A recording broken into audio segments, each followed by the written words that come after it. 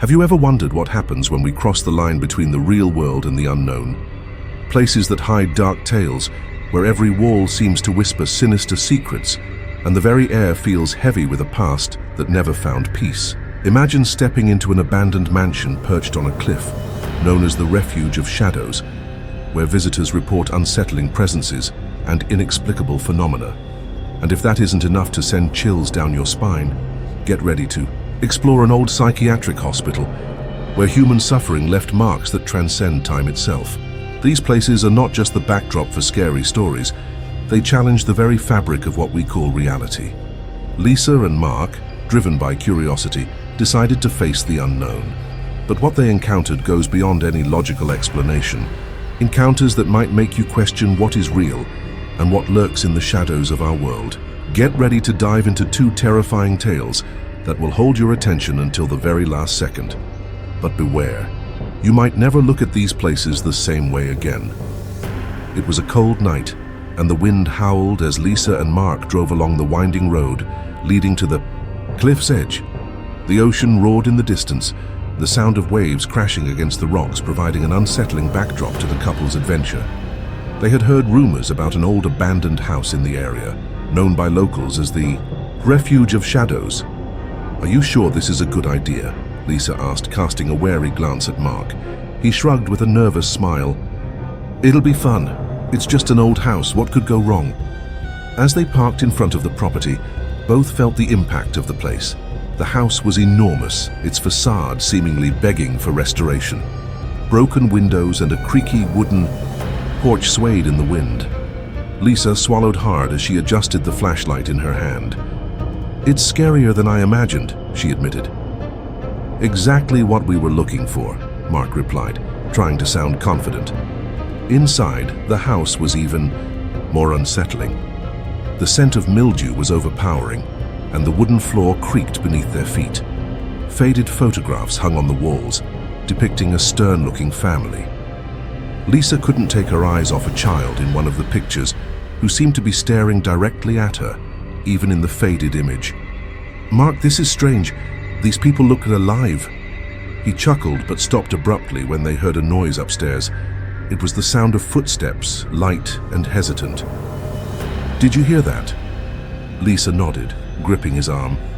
"Maybe it's just the wind." They ascended the creaky stairs, each step heightening their tension. At the top, a long hallway stretched before them, illuminated only by the flashlight. One door was slightly ajar, and Mark pushed it open cautiously. The room was empty, but it looked as though it had been abandoned in a hurry. A dusty old crib occupied one corner, and a rocking chair swayed gently. "Someone's been here recently," Lisa whispered. Before they could explore further, a deafening sound echoed down the hallway. The door to the adjacent room slammed shut. With a bang, Mark rushed to it, but when he opened the door, there was nothing inside. "This isn't possible," he muttered. Suddenly, Lisa felt a presence behind her. When she turned, she saw a shadowy figure standing in the hallway, watching them. Its eyes glowed yellow, and its distorted silhouette looked like it didn't belong to this world. "Mark, let's get out of here." They bolted down the stairs, feeling footsteps chasing them. As they reached the exit, Mark glanced back to see the figure standing at the top of the stairs, unmoving but with a gaze that seemed to pierce his soul. In the car, with the engine finally running, they sped away. Lisa looked at Mark, trying to catch her breath. "What do you think that was?" Mark didn't answer. He just drove in silence, his hands trembling on the wheel. The house on the cliff wasn't just an abandoned structure. It felt alive, with ancient secrets no one should try to uncover. Still shaken by the experience at the cliffside house, Lisa and Mark couldn't shake the disturbing images they had witnessed. Their research led them to another mysterious location, the old Western State Psychiatric Hospital in West Virginia. "That place seems even scarier than the house," Lisa said, looking at images online. The Gothic structure, with its towering spires and narrow windows, looked like a monument to abandonment and suffering. Records revealed the hospital had been shut down decades earlier, after allegations of mistreatment and unexplained disappearances. "If the house was scary, this will be next level," Mark said, trying to sound excited, but with a nervous edge to his voice. They arrived at the hospital at sunset. The dim light cast long shadows, making the structure even more imposing. As they pushed open the rusty gates, the creak echoed in the silence like a warning not to enter. Inside, the air was heavy and cold, despite it being midsummer. The hallways were long and dark, with peeling walls and mold stains. Lisa clutched the flashlight tightly, illuminating rooms filled with old medical equipment, rusty wheelchairs and dust-covered stretchers. "It's like time stopped here," Lisa whispered, looking around. In one room, they found patient records scattered on the floor.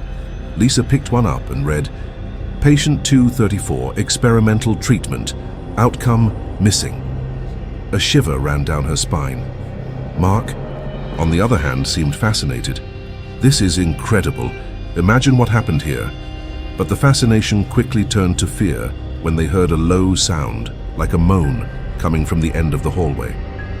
Lisa grabbed Mark's arm, frozen. What was that? They followed the sound to a locked room.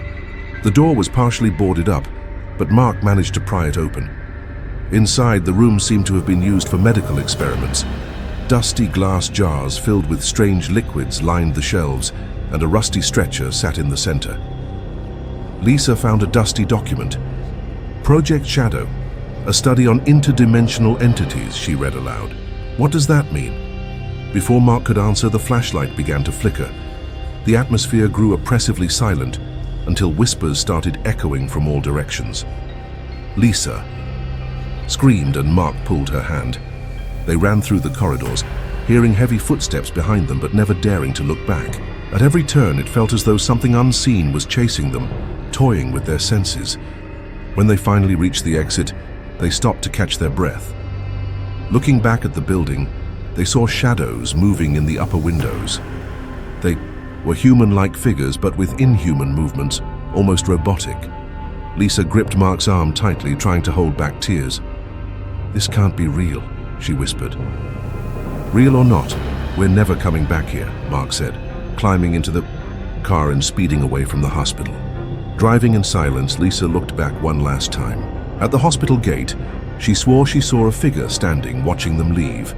These chilling experiences left Lisa and Mark with unanswered questions, but their desire for clarity was overshadowed by the fear of what might still be lurking in the shadows. And so the story ends.